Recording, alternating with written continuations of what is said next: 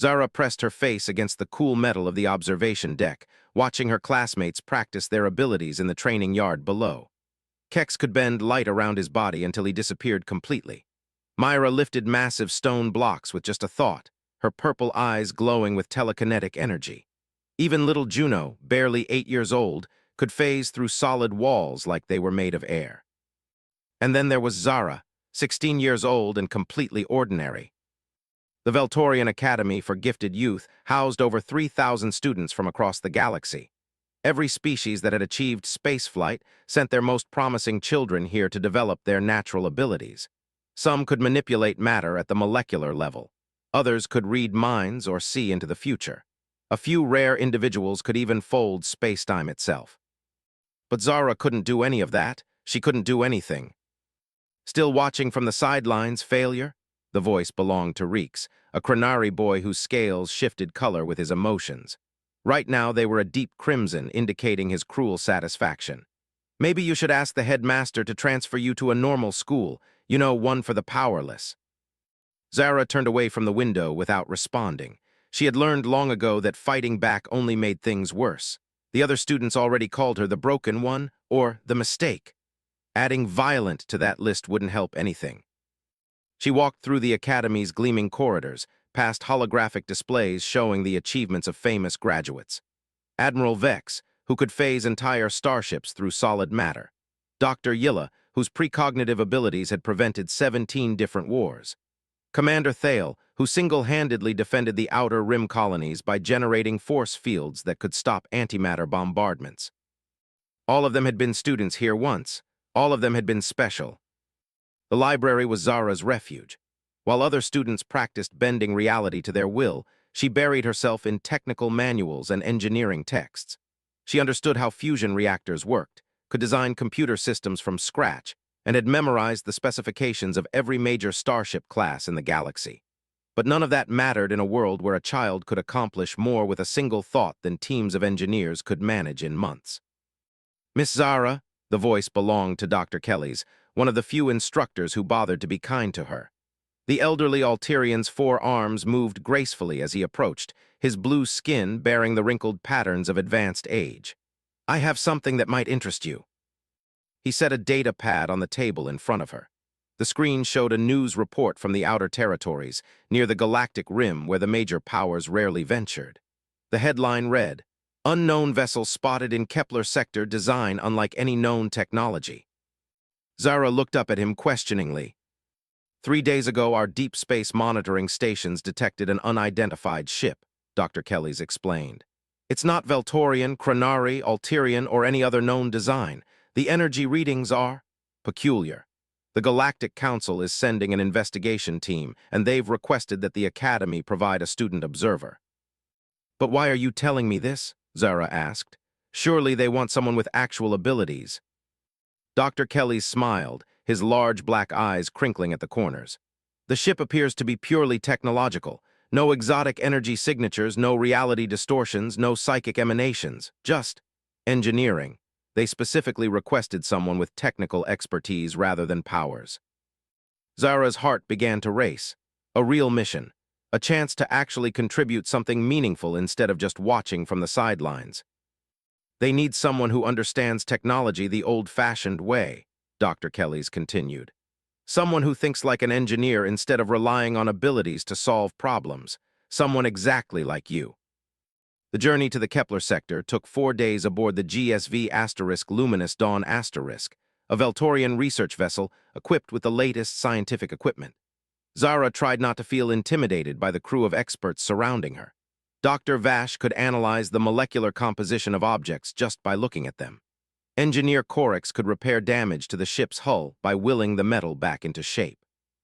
Captain Iran could navigate hyperspace using only her intuitive understanding of dimensional mathematics.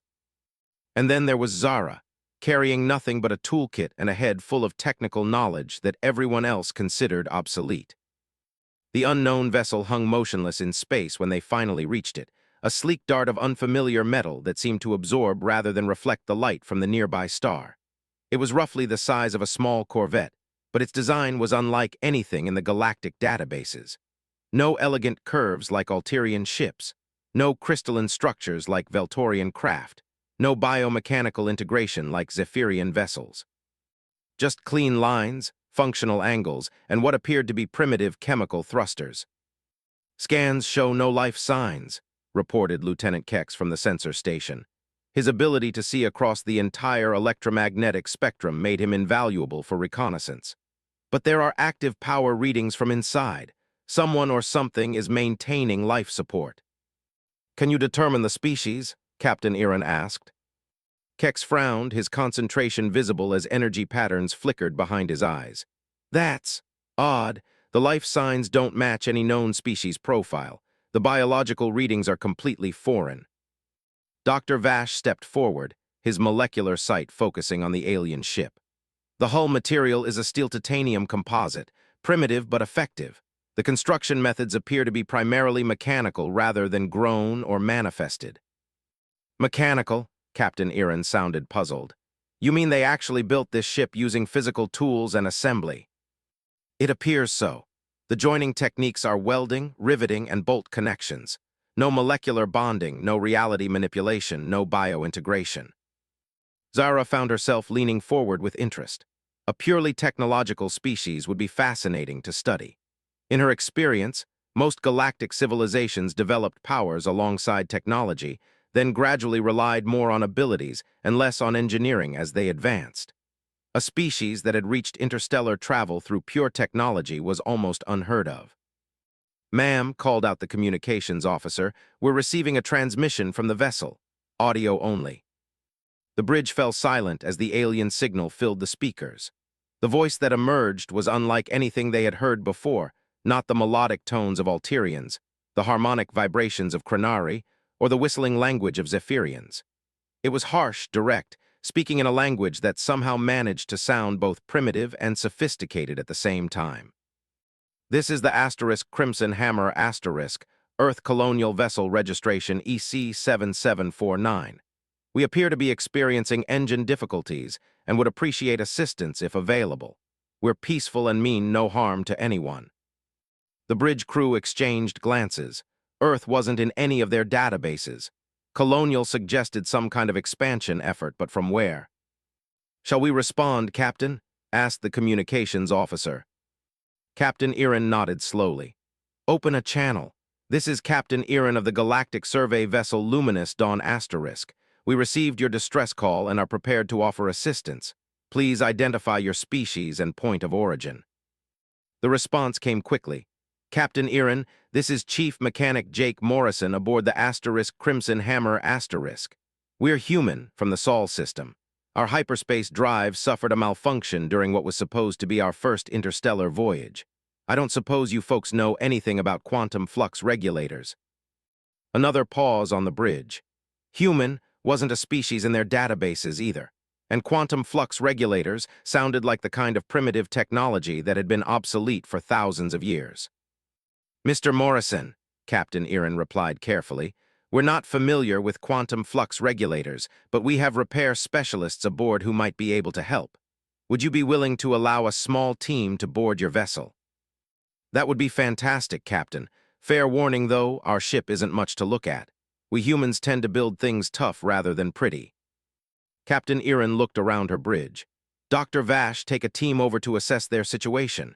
Bring Lieutenant Kex for technical analysis and—" She paused, her gaze falling on Zara.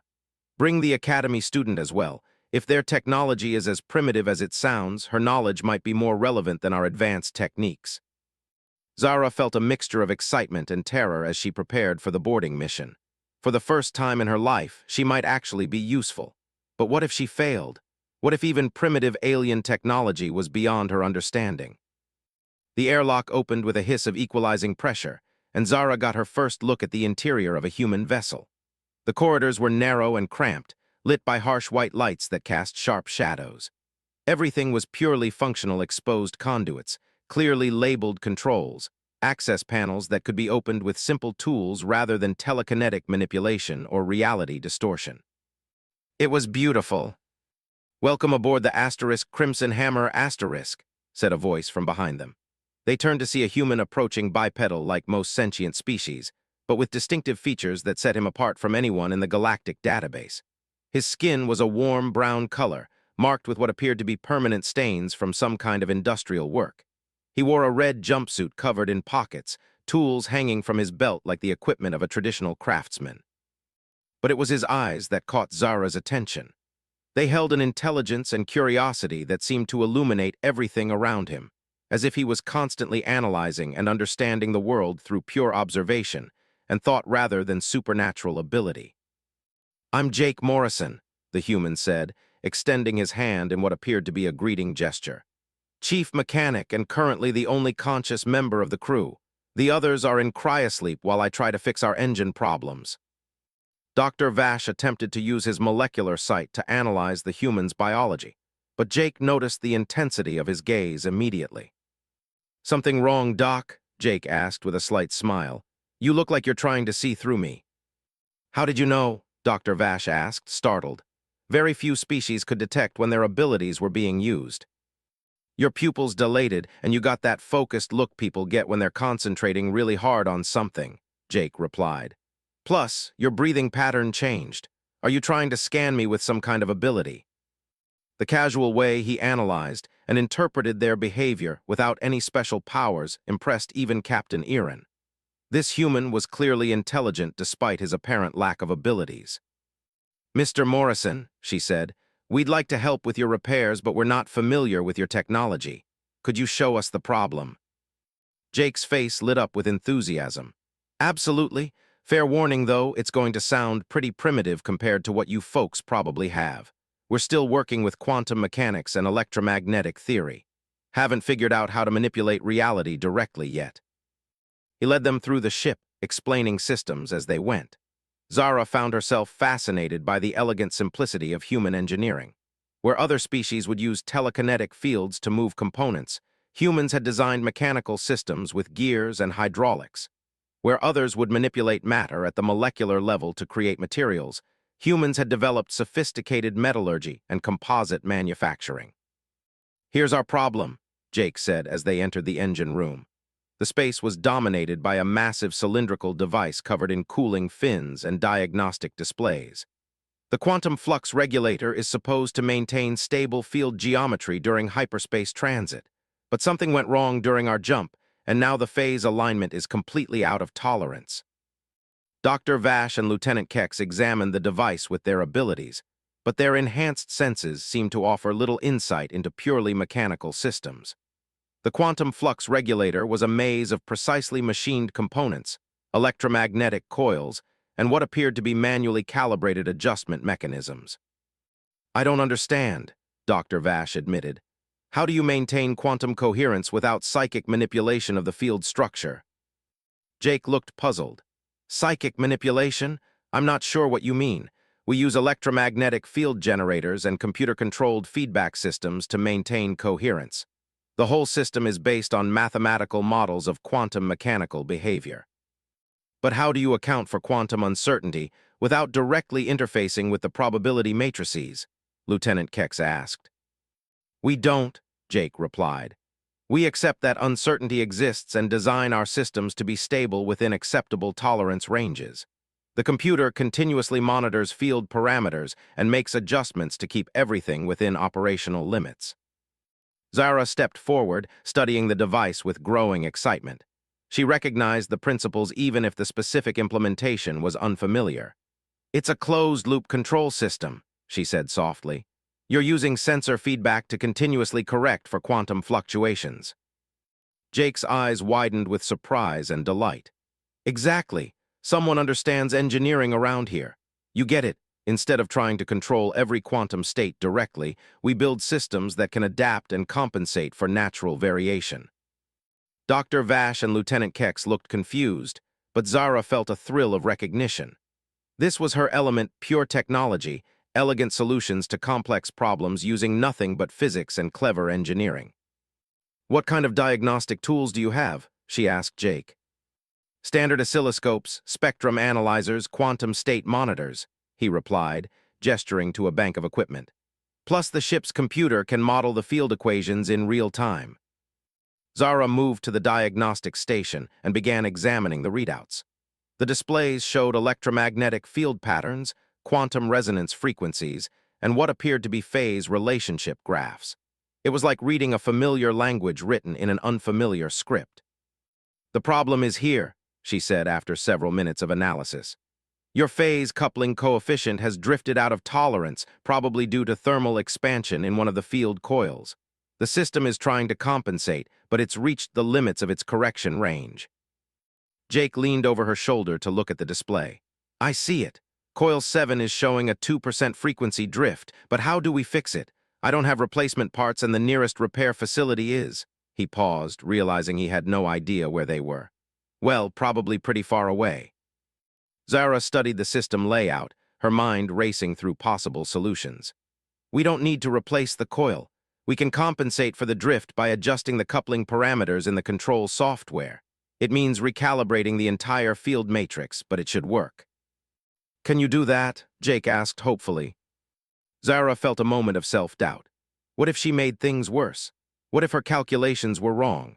But then she looked at the eager expression on Jake's face and realized that for the first time in her life, someone was counting on her technical knowledge rather than wishing she had powers instead. "Let me try," she said. Working together, Zara and Jake began the complex process of recalibrating the quantum flux regulator. While Dr. Vash and Lieutenant Kex watched in fascination, the two engineers dove deep into electromagnetic theory, quantum mechanics, and control system mathematics. Jake's practical experience combined with Zara's theoretical knowledge created a perfect partnership. "Try increasing the harmonic damping coefficient by 0.3%, Zara suggested, as she monitored the field equations on the computer display. Jake made the adjustment, and they both watched as the quantum resonance patterns shifted slightly closer to optimal configuration. "Better," Jake said with satisfaction.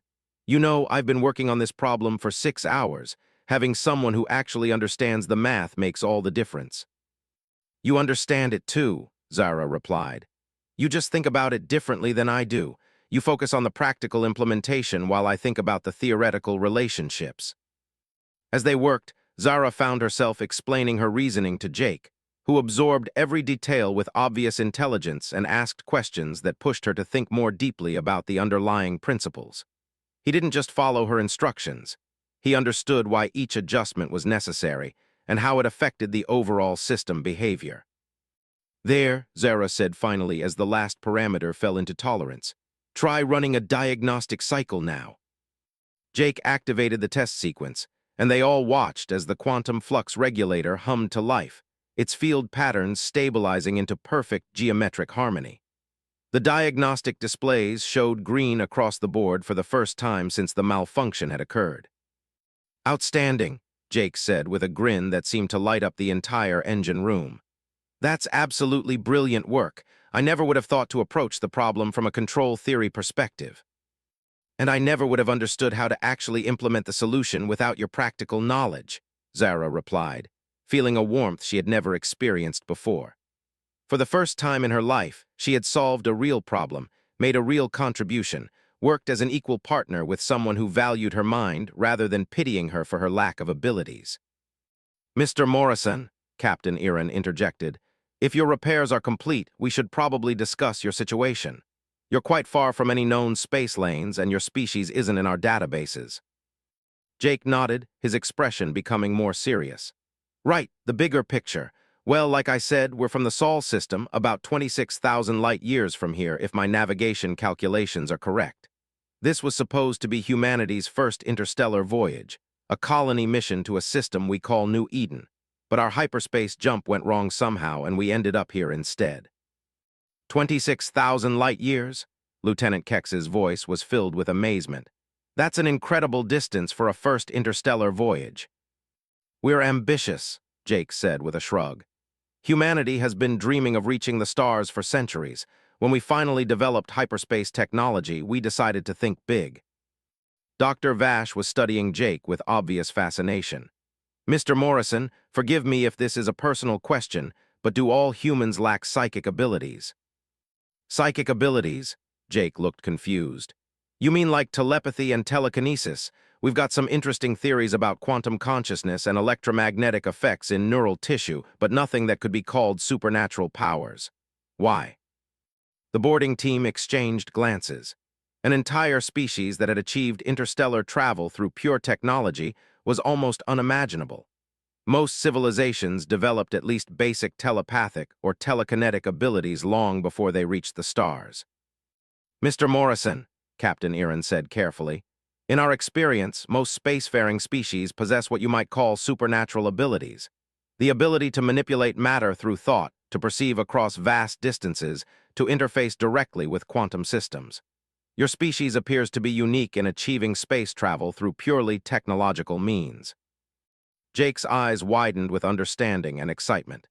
You're saying that most alien species have psychic powers? That's incredible. No wonder your technology seems so advanced. You can manipulate reality directly instead of having to build machines to do it for you. But how do you accomplish complex tasks without abilities? Dr. Vash asked. How do you manipulate matter at the molecular level, or calculate hyperspace trajectories, or maintain quantum coherence? We use tools, Jake replied simply. Computers for calculations, machines for manufacturing, sensors for measurements. We've learned to build things that can do what our minds can't. It takes longer and requires more resources, but it works. Zara listened to the conversation with growing fascination. Jake was describing a species that thought like she did, that solved problems through analysis and engineering rather than supernatural abilities. For the first time in her life, she was hearing about a place where someone like her wouldn't be considered broken. Mr. Morrison, she said quietly, what would happen if someone like me came to your world? Someone without any abilities at all. Jake looked at her with surprise. Someone like you? But you're brilliant. You just solved a problem that had me stumped for hours. On Earth, you'd be considered a genius engineer. But I can't move objects with my mind, or see through walls, or read thoughts. Neither can I, Jake interrupted with a smile. Neither can any human. We all have to figure things out the hard way using our brains and our tools. And you know what?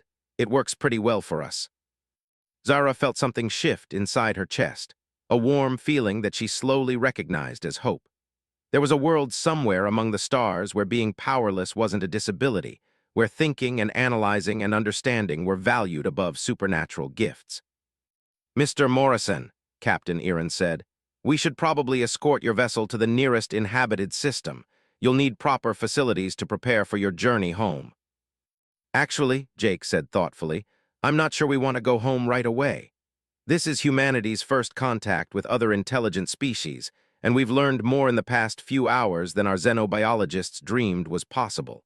Would it be possible to arrange some kind of cultural exchange? That would need to be approved by the Galactic Council, Captain Erin replied.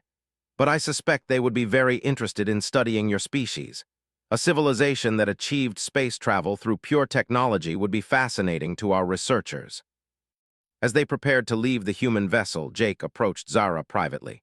Listen, he said quietly, I don't know what your situation is, but you're the best engineering mind I've encountered in years. If you ever want to see what a purely technological civilization looks like, you'd be welcome among humans. We could use someone with your skills and knowledge. Zara felt her heart racing. The idea was impossible, of course. Leave the academy, leave everything she had ever known, travel to a distant world full of strangers. But for the first time in her life, she was imagining a future where she might belong somewhere. I'll think about it, she said softly. Jake smiled and handed her a small device. Communication beacon. If you ever change your mind, activate it and we'll find you. The offer stands permanently. As they returned to the luminous dawn, Zara clutched the beacon in her hand and stared out at the stars, wondering if somewhere among them was a place where being different wasn't the same as being broken. 3 months after the encounter with the human vessel, Zara's life at the academy had become even more isolating than before. The news of her successful collaboration with the alien engineer had spread throughout the school, but rather than earning respect, it had only intensified the mockery she faced from other students. Look, it's the alien lover, Reeks taunted as she walked past his group in the cafeteria. I heard she actually understood their primitive technology. Guess broken minds think alike. Myra, the telekinetic prodigy, laughed coldly. Maybe she should transfer to their ship. She'd fit right in with creatures too simple to develop real abilities. Zara kept walking, but their words stung more than usual. She had tasted what it felt like to be valued, to have her knowledge matter, and returning to her old life of ridicule and isolation felt unbearable. The communication beacon Jake had given her sat hidden in her dormitory room, a constant reminder that somewhere among the stars was a place where thinking and engineering mattered more than supernatural gifts. She had activated it twice, late at night when the loneliness became overwhelming, but both times she had lost her courage and shut it off before making contact. Dr. Kelly's found her in the library one evening, hunched over advanced engineering texts while her classmates practiced reality manipulation in the training centers. "Miss Zara," he said gently, settling into the chair across from her, "I've been hearing concerning reports about increased harassment from other students." Zara didn't look up from her book. "It's nothing I can't handle, Dr. Kelly's." "Perhaps not," he agreed. "But I've also been monitoring communications from the Galactic Council regarding our human visitors. They've established a temporary research station in the Kepler sector and have been sharing remarkable discoveries about human technology and culture." This got Zara's attention. She looked up to see Dr. Kelly's watching her with an expression of paternal concern. "The humans have requested permission to establish a permanent embassy within galactic space," he continued. "They're offering technological exchanges and cultural partnerships. But more interestingly, they've specifically requested to recruit individuals from other species who might benefit from exposure to purely technological civilization." Zara's heart began to race. What kind of individuals? People whose minds work in ways that align with human thinking. Engineers, analysts, problem solvers who rely on logic and creativity rather than supernatural abilities. Dr. Kelly's leaned forward. "People exactly like you, Miss Zara." The old Alterian reached into his robes and withdrew a formal-looking document. "The human representative specifically mentioned your name. It seems Chief Mechanic Morrison spoke very highly of your abilities in his reports to Earth Colonial Command." Zara stared at the document, afraid to hope. "What are you saying?" "I'm saying that you have been formally invited to join the human delegation as a cultural and technical exchange participant. You would live and work alongside humans, learning their methods while sharing your own knowledge of galactic technology." The implications hit Zara like a physical blow. Leave everything she had ever known, travel to a completely alien civilization. The very idea terrified her. But then she thought about Jake's enthusiasm when she had solved his engineering problem, the way he had looked at her with respect and genuine appreciation for her mind. She thought about the elegant simplicity of human technology, the beauty of solving complex problems through pure analysis and cleverness. "How long would the exchange last?" she asked quietly. "Initially 1 year," Dr. Kelly's replied, "but with the possibility of extension or even permanent residence if both parties agree." Zara closed her eyes, trying to imagine a world where being powerless was normal, where everyone had to think and analyze and build solutions using only their intelligence. It sounded like paradise. "Dr. Kelly's," she said slowly, "if I were to accept this invitation, what would happen to my place at the academy?" "Your place here would be held in reserve," he assured her. "You could return at any time if the exchange doesn't work out. But Miss Zara," he paused, studying her face carefully, "I've been teaching at this academy for over 2 centuries. I've seen thousands of gifted students develop their abilities and go on to remarkable careers. But I've never seen anyone with your particular combination of analytical intelligence and creative problem-solving. You have gifts that are just as valuable as any supernatural ability, perhaps more so." "Then why do I feel so useless here?" Zara asked, her voice barely above a whisper.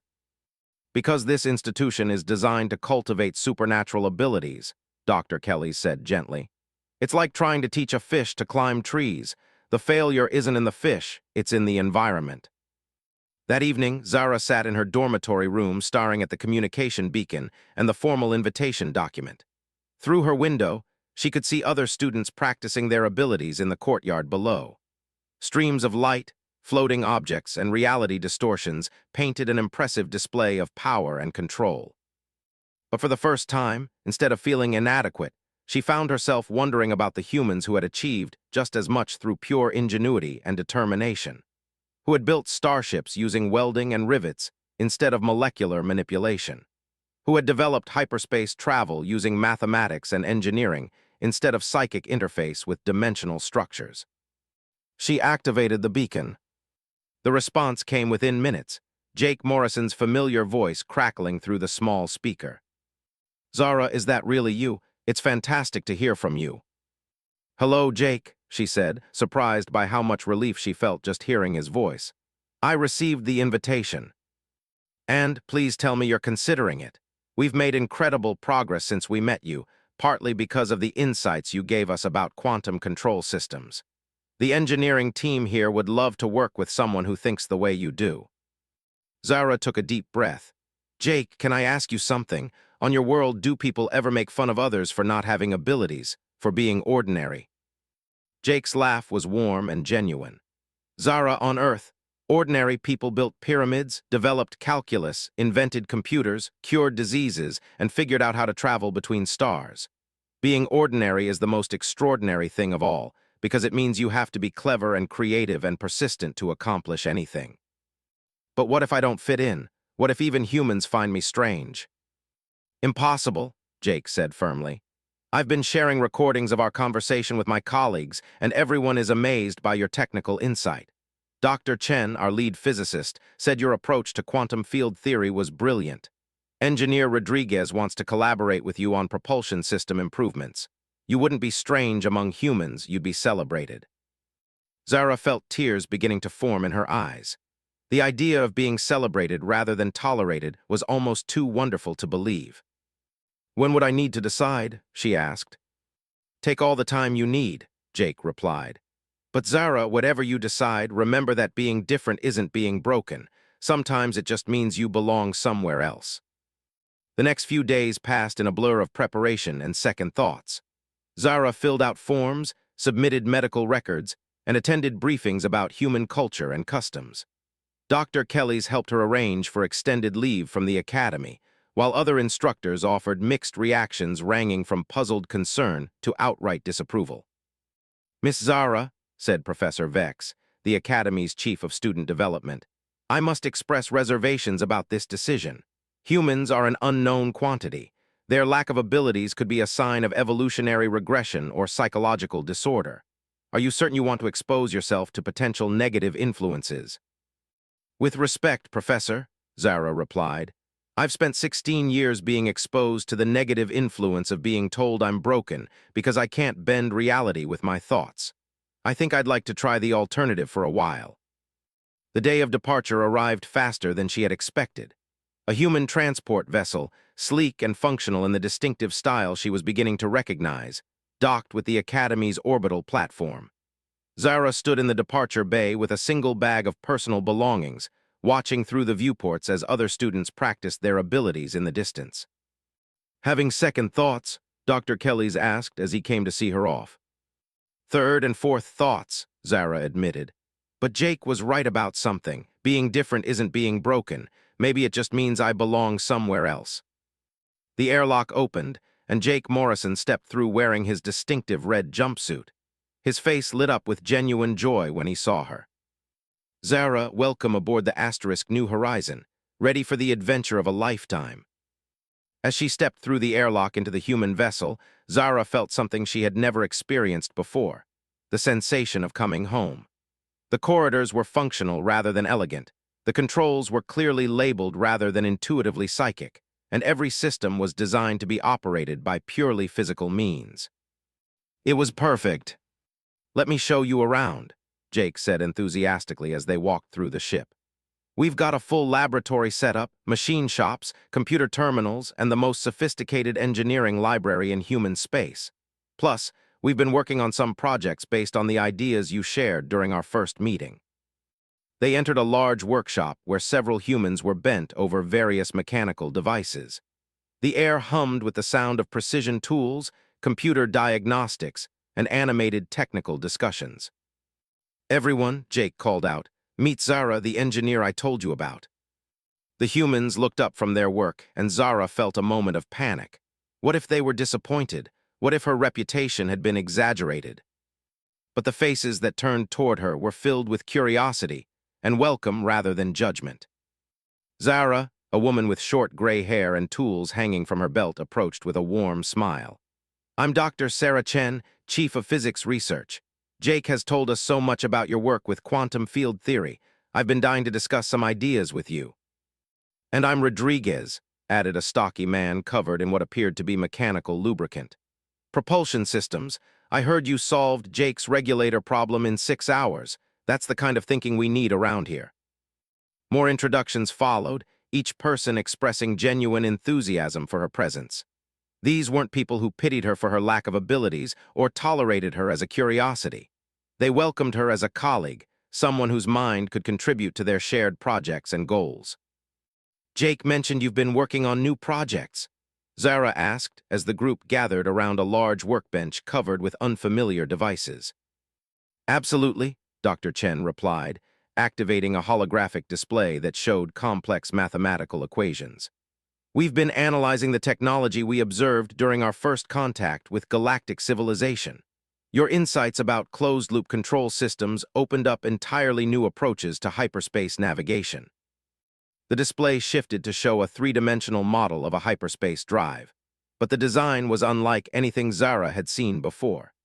Instead of the organic curves or crystalline structures common to galactic technology, this was purely mechanical, precision-machined components working in perfect harmony through calculated relationships.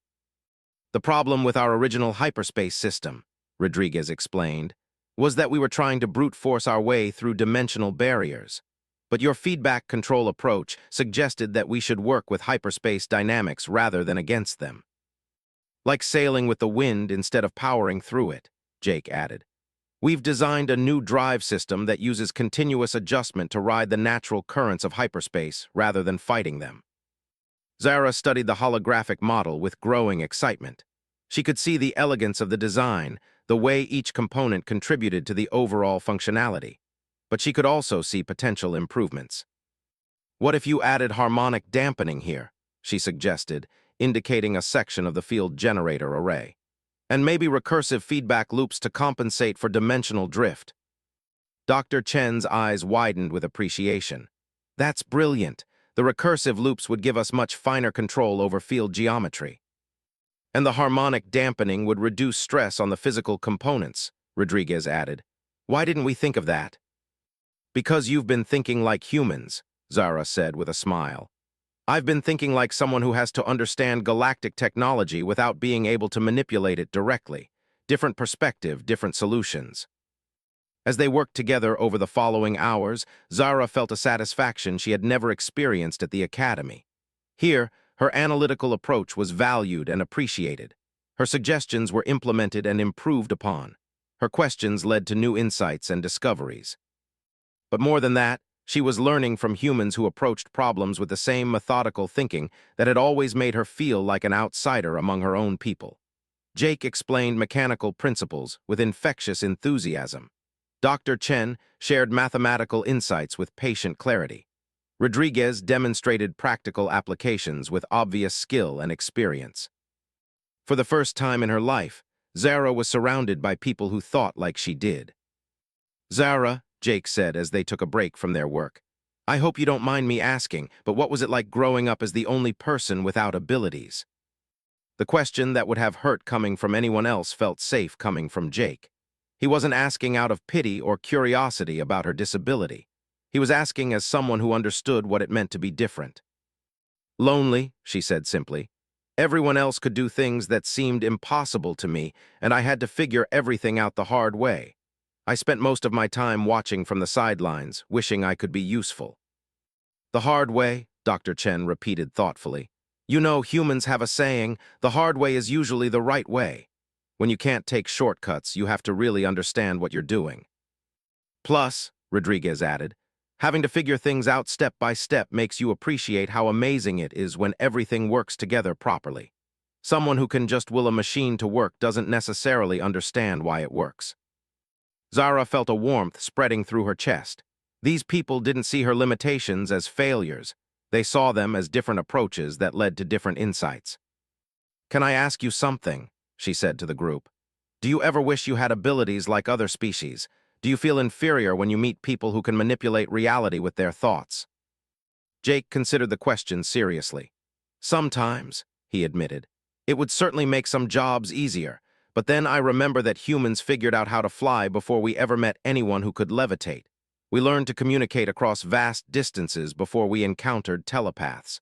We built computers before we met anyone who could calculate faster than light in their heads. Every problem we've solved because we had to think creatively, Dr. Chen added. We couldn't just power through with supernatural abilities, so we had to be clever. In some ways, our limitations made us stronger. Besides, Rodriguez said with a grin, there's something deeply satisfying about building something with your own hands and watching it work exactly the way you designed it. No shortcuts, no magic, just good engineering and hard work. As the days passed aboard the New Horizon, Zara threw herself into collaborative projects with an enthusiasm she had never felt before. She worked with Jake to redesign quantum field stabilizers, collaborated with Dr. Chen on hyperspace navigation algorithms, and helped Rodriguez develop new propulsion concepts that combined human mechanical engineering with galactic technological principles. But more importantly, she began to understand what it truly meant to belong somewhere. The humans didn't just tolerate her presence. They actively sought out her opinions, built upon her ideas, and treated her as an essential member of their team. During one particularly productive session, Dr. Chen made an observation that struck Zara profoundly. You know, Zara, working with you has made me realize something about human engineering philosophy. We've always believed that the best solutions come from understanding systems completely rather than just controlling them through external force. Your background gives you that same perspective. You understand galactic technology from the inside out, because you've had to figure out how it works rather than just making it work through abilities. What Dr. Chen is saying, Jake added, is that you don't think like someone with disabilities, you think like a human, and that's the highest compliment I can give anyone. As Zara looked around at her new colleagues, people who valued her mind and appreciated her contributions, she realized that Jake had been right about something important. Being different didn't mean being broken. It just meant belonging somewhere else. And for the first time in her life, Zara had found where she belonged. 6 months after joining the human delegation, Zara had become an integral part of their research team.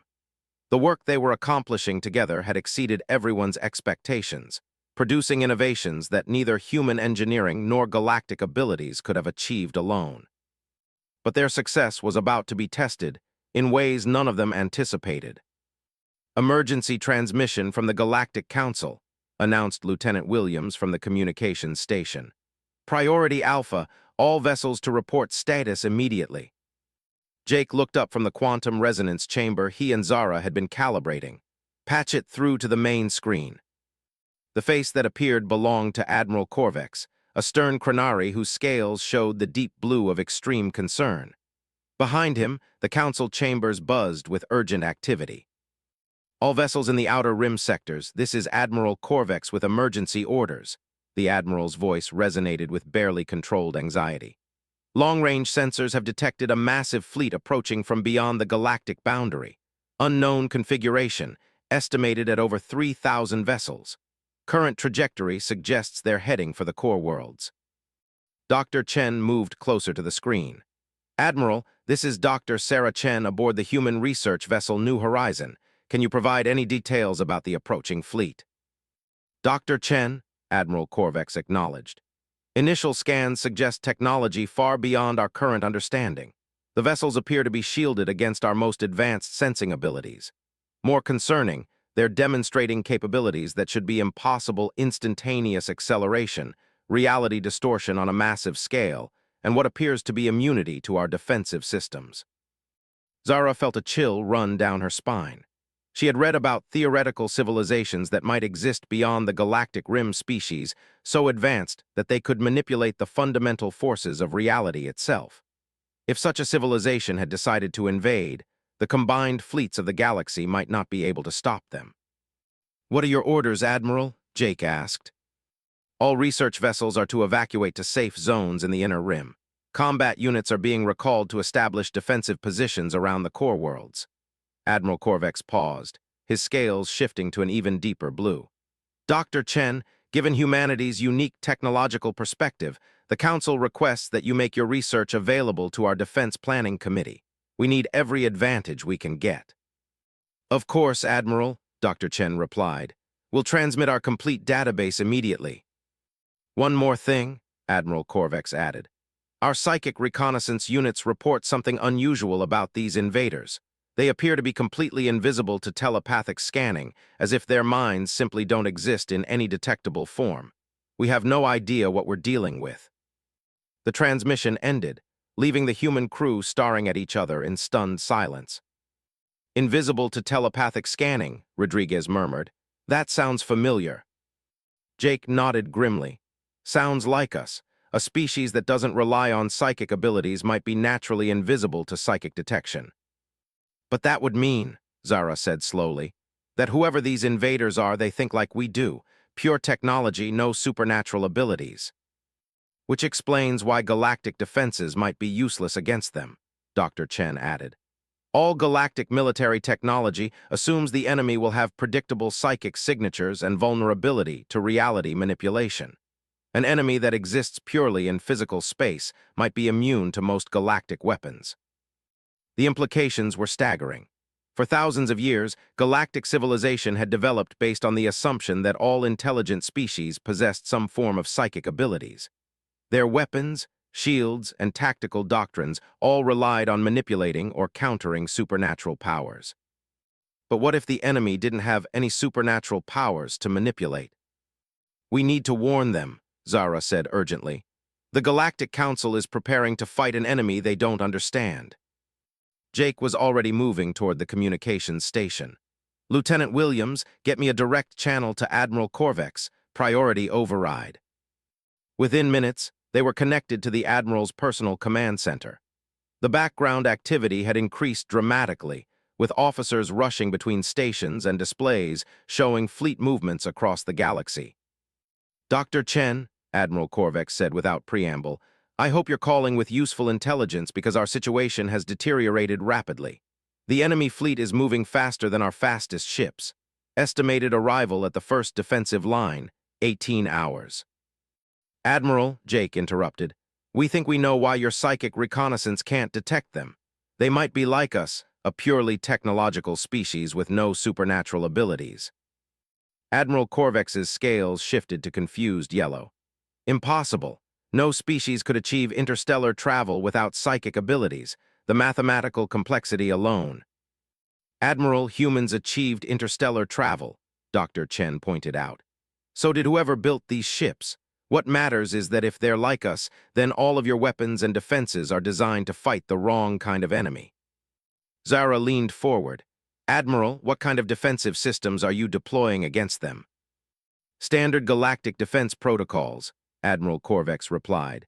Psychic disruption fields, reality anchors to prevent space-time manipulation, quantum consciousness scramblers, our most powerful weapons. All of which would be completely useless against purely technological enemies, Rodriguez said grimly. It would be like trying to stop bullets with anti-telepathy shields. The Admiral's expression changed as the implications sank in. Are you saying that our entire defensive strategy is fundamentally flawed? We're saying you're preparing to fight psychic enemies with psychic weapons, Jake replied. But if these invaders are technological, you need technological solutions. Admiral Korvex was quiet for a long moment, his scales cycling through various colors as he processed this information. Even if you're correct, we can't redesign our entire defense grid in 18 hours. What do you suggest? Zara felt her mind racing through possibilities. Galactic civilization had incredible manufacturing capabilities through matter manipulation, vast energy resources, and defensive positions that had been prepared for centuries. But they were designed to counter the wrong type of threat. Admiral, she said slowly, what if we could convert your existing resources to fight technological enemies instead of psychic ones? How? Give us access to your defensive grid specifications and manufacturing capabilities. We'll redesign your weapons and shields to work against purely physical threats. Admiral Korvex looked skeptical. Miss Zara, with all due respect, you're suggesting that a handful of humans and one student can accomplish what our best military engineers have spent centuries perfecting. No, sir, Zara replied with growing confidence. I'm suggesting that humans and someone who understands galactic technology without being limited by psychic thinking can solve a problem that psychic engineers never anticipated. Dr. Chen stepped forward. Admiral, human military philosophy has always been based on the assumption that our enemies would be technological rather than supernatural.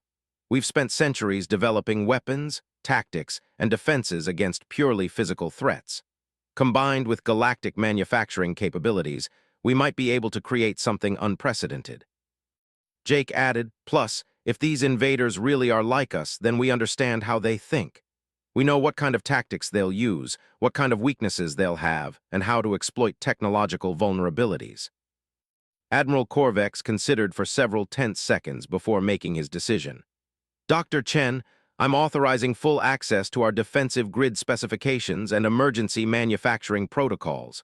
But understand, if you're wrong about this, we'll have sacrificed our only real defenses for an untested theory. Admiral, Zara said quietly, if we're wrong, your existing defenses won't work anyway. At least this way you'll have a chance. The next few hours became a blur of frantic activity as the human team dove into galactic military technology with unprecedented access and authority. Zara found herself working directly with the galaxy's most advanced defensive systems, but approaching them from a purely technological perspective rather than relying on psychic manipulation.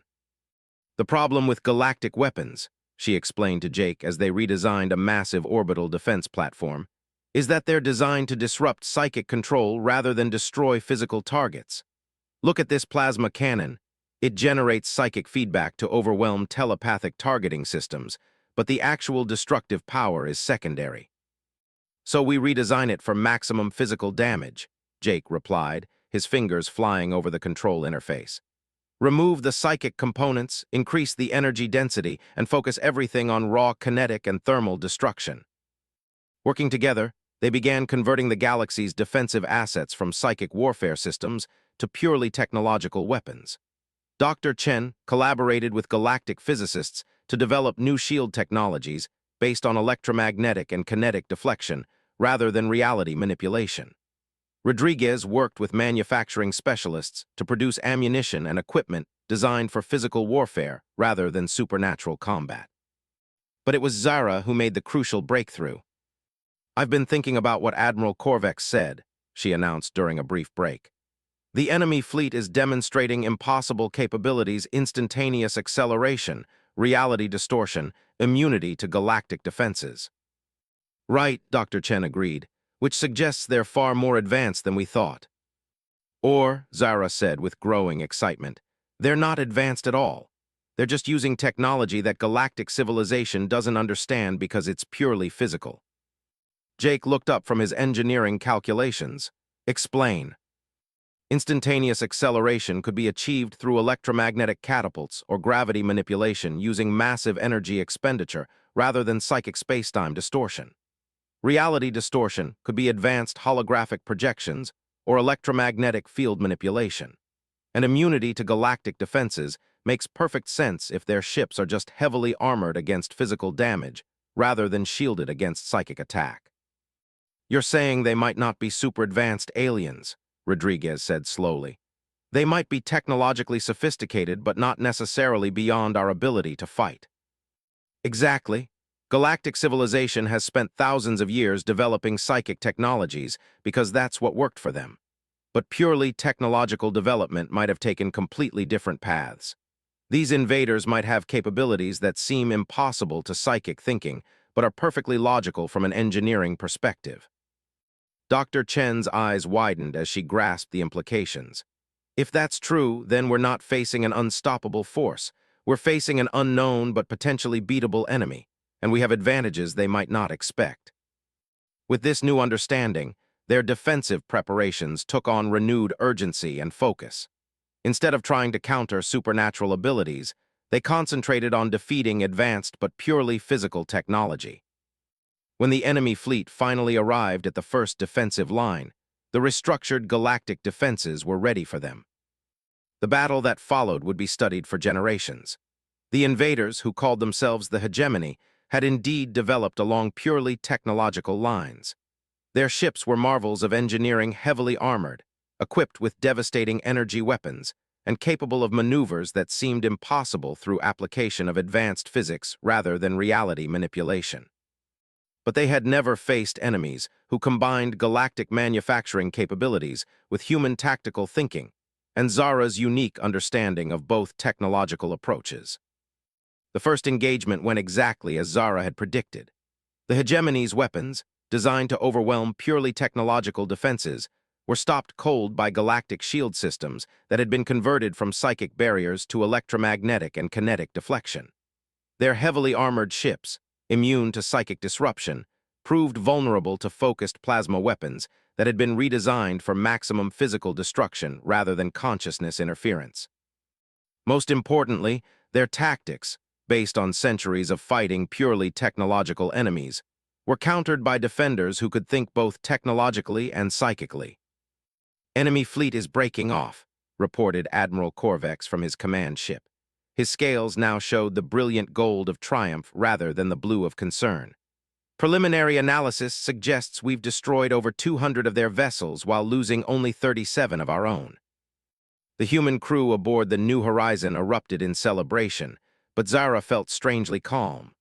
For the first time in her life, her unique perspective understanding advanced technology without being limited by psychic assumptions had proved not just useful but essential. "Dr. Chen," Admiral Corvex continued, "the Galactic Council has authorized me to offer humanity full membership in galactic civilization, with voting rights and territorial allocation. Your contribution to this defense effort has been invaluable." "Thank you, Admiral," Dr. Chen replied, "but I think you should direct that offer to someone else." She looked at Zara with obvious pride. "This victory belongs to the engineer who saw what the rest of us missed." Admiral Corvex's image shifted to focus on Zara. "Miss Zara, the Council has authorized me to offer you any position within galactic civilization that you desire. Your analytical abilities and unique perspective have proven essential to our survival." Zara looked around at the human crew who had become her family, then back at the Admiral, whose respect was evident despite the limitations of the communication system. "Admiral," she said slowly, "I appreciate the offer, but I think I've found where I belong. If it's acceptable to the Council, I'd like to serve as a liaison between human and galactic technology. There might be other challenges that require someone who can think both ways." "Approved," Admiral Corvex said immediately, "with the rank and authority necessary to implement whatever solutions you develop." As the communication ended, Jake approached Zara with his familiar warm smile. "So, how does it feel to save galactic civilization on your first major mission?" Zara considered the question seriously. 6 months ago, she had been a powerless outcast at an academy for the gifted, watching from the sidelines while others shaped reality with their thoughts. Now, she was being offered positions of authority and respect throughout the galaxy. But more than that, she had discovered that being different wasn't a weakness. It was a unique strength that could see solutions invisible to everyone else. "It feels like being exactly who I was meant to be," she said finally, "just in a place where that actually matters." Jake laughed and gestured toward the engineering section where their next project was already taking shape. "Well then, engineer, ready for your next impossible challenge." As they walked toward the workshop together, Zara realized that her story wasn't about overcoming the lack of abilities. It was about discovering that every perspective had value, every type of thinking could contribute something essential, and that the universe was vast enough for everyone to find where they belonged. She had started as the sole child born without powers in a world that valued only supernatural abilities. But she had become something far more important, a bridge between different ways of thinking, proof that diversity of thought was the galaxy's greatest strength. Behind them, the stars stretched endlessly in all directions, full of unknown challenges and opportunities. And Zara looked forward to facing them all, not as someone trying to compensate for what she lacked, but as someone who brought exactly what was needed. The powerless child had found her power, not in bending reality to her will, but in understanding reality so completely that she could show others how to shape it more effectively than they had ever imagined possible. And in a universe full of impossible things, that might be the most impossible achievement of all.